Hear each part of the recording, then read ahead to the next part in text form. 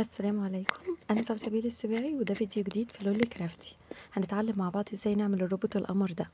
أول حاجة جبنا الباترون، وبعدين فرغنا الباترون على الألوان اللي احنا محتاجينها زي ما وضحت في فيديو طريقة عمل الروبوت الأصفر. أول حاجة فرغنا اللون الأسود، وبعدها التفاصيل لون البينك للسان والرجل. وبعدين هنا بعد ما خلصت قص كل الأجزاء والألوان اللي أنا محتاجاها، هبتدي ألزق كل جزء في مكانه المظبوط.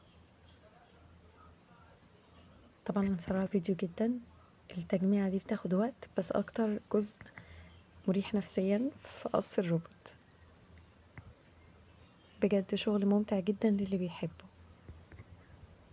تخلوا بالكوا علشان استخدام المقص واستخدام مسدس الشمع.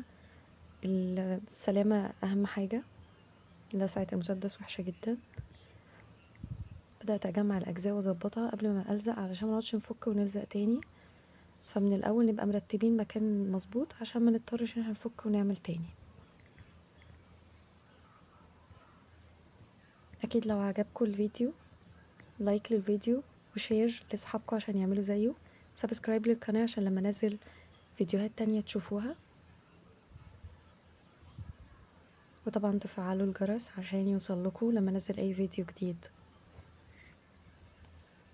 لو عجبتكم طريقة عمل الفيديوهات دي عرفوني وانا اوريكم ازاي بعمل الروبوتات التانية.